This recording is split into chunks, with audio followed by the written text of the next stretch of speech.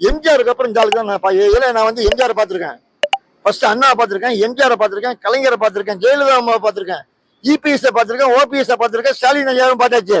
இப்ப அடுத்தால இவரை பாக்குறேன். இத்தனை நேரம் நான் பார்த்து வந்ததுல எனக்கு தெரிஞ்சு எம்ஜிஆருடைய மாஸ் இந்த ஆள்கிட்ட இருக்கு. போடு போடு போடு.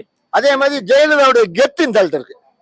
இவன் இந்த ஆள் வந்து ஈஸியா வரல, அடித்தளத்தை ஸ்ட்ராங்கா போட்டு வந்திருக்கேன். யாரை எப்படி வச்சு நவுத்தலாம் பக்காவா செட் பண்ணிட்டான். எல்லாரும் இவரை வந்து கத்துக்கல நினைக்கிறல்ல. இவன் வந்து அமைதியா இருந்துட்டு ஊரை ஏமாத்திட்டாரு. மொத்தமா மக்களை ஏமாத்தல, ஊரை ஏமாத்திட்டு அமைதியா இருந்துட்டு இப்போ அவர் வேகத்தை காமிக்கிறார். இன்னும் பாருங்க, இன்னும் ஒரு 10-15 நாள்ல பாருங்க சுற்றுப்பயணம் எப்படி அடிக்கிறான் பாருங்க. சொல்லிட்டு அடிப்பான் கண்டிப்பா. இதுக்கு வந்து எவனும் தடுக்க முடியாது. எந்த தடை நீ போட்டாலும் இனிமேல் அந்த ஆளு யோசிக்கிறது இல்லை. ஏன்னா மக்களுடைய சப்போர்ட் இருக்கான்னு பார்த்தாரு. ஏன்னா அதுக்குதான் மாநாட லெவல் பண்ணி பார்த்தாரு. ரெண்டாவது கட்சியுடைய பொதுக்குழு கூட்டத்தை வெளியே போட்டாரு. சரி, அப்ப வந்து மக்கள் எதிர்ப்பாயிட்டாங்க. இப்ப ஏன் பயப்படுற?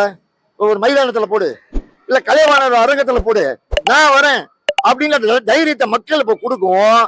தலைவன் குஷி ஆயிட்டான்.